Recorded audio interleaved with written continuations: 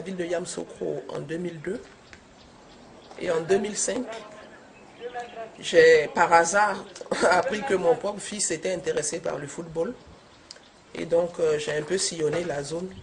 Et le premier constat que j'ai fait, c'est que la ville de Yamoussoukro ne dispose pas de structure en tant que telle pour former véritablement des footballeurs. Il existe des centres de formation, certes, mais elles n'ont pas le minimum, le terrain. Elles sont obligées d'utiliser les terrains existants qui appartiennent à des structures. Et le jour où ces structures-là ont envie d'organiser des rencontres, bon, ben, ces enfants-là, bon, ils sont carrément mis à la porte. Alors, il fallait d'abord trouver un cadre. C'était le premier objectif. Il fallait trouver un cadre adéquat pour que les enfants puissent s'entraîner. C'est ainsi que petit à petit, nous avons imaginé, créé quelque chose pour que les enfants puissent véritablement avoir le cadre qu'il fallait. Et nous avons pu obtenir un terrain dans le village de Lobakro, qui est à quelques 5 km de la ville de Yamoussoukro. Ils nous ont accordé un terrain et c'est ce terrain-là que vous voyez à présent.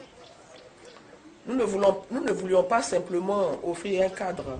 J'ai voulu créer un véritable cadre propice vraiment à l'évolution de l'enfant.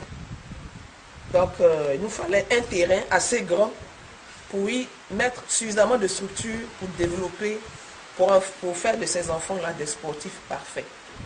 Nous avons commencé par le terrain de football.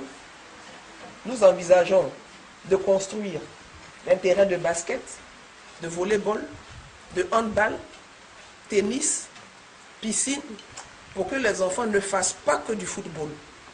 Et si celui qui commence par le foot n'arrive pas à développer les talents dans ce domaine, il peut très bien s'essayer dans une autre discipline. Un espace d'air pur. Et vous le voyez, nous sommes entourés par de la verdure. Et nous-mêmes sur le site, nous avons essayé de mettre autant que possible un peu de végétation pour que ce ne soit pas un cadre, pour en faire vraiment un cadre assez vivant en pleine nature. Et nous espérons vraiment que nous avons pu atteindre les objectifs de ce côté-là. Créer un centre de formation nécessite beaucoup de moyens. Ce qui nous a beaucoup conduit à ce projet, c'est parce que véritablement les enfants n'avaient pas de cadre d'entraînement. C'est vrai, beaucoup ne voient que les retombées financières, parce que les enfants vont partir, ça génère de l'argent. Mais avant tout, il fallait d'abord permettre aux enfants de pouvoir s'exprimer. Ça a été notre première motivation.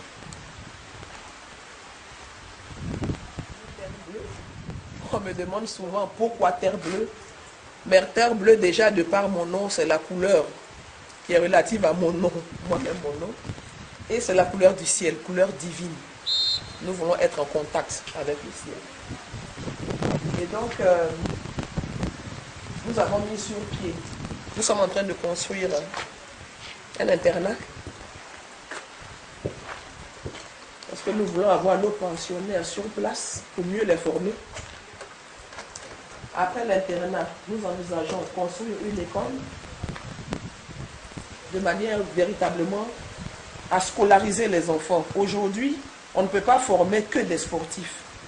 Il faut aussi qu'ils soient scolarisés parce qu'ils vont dans un monde où ils doivent pouvoir s'exprimer, comprendre ce qu'il faut.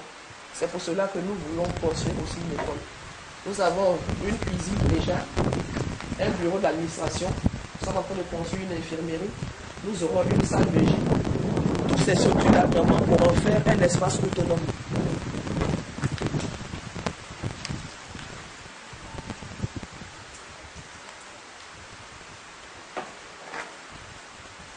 Pour le moment, nous travaillons avec les moyens de bord. Nous travaillons par étapes.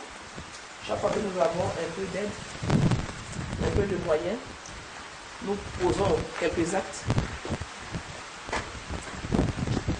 Mais nous avons besoin d'être aidés. Nous avons besoin d'être soutenus, surtout pour la construction de notre école. Afin que, à très moyen terme, nous puissions réunir sur cet espace-là toutes les structures pour permettre à nos enfants d'allier sport et études. Ce n'est pas facile parce que ça nécessite de gros moyens. Nous avons essayé jusqu'à présent de travailler avec les moyens dont nous disposons, mais il est évident que c'est assez difficile. Mais nous avons foi en Dieu et nous avons foi que nous allons atteindre nos objectifs. Nous avons la légalité, nous avons déclaré Terre Bleue comme association. Nous avons entrepris toutes les démarches relatives à la reconnaissance du centre. Donc au jour d'aujourd'hui, nous avons enfin la signature du ministre. Nous avons le récépissé de déclaration et ce récépissé a été déposé à la FIF. Nous avons aussi payé les droits pour la parution dans le journal officiel. Et c'est cette dernière étape-là qui va nous donner l'accréditation de la FIF. Donc le centre est parfaitement légal. Et ça, nous avons tenu à le faire dès le départ. Et notre encadrement est constitué de 2 préparateurs physiques et 3 entraîneurs qui ont la licence. Ils ont la licence pour entraîner, pour s'occuper d'un centre de formation. Nous avons un médecin.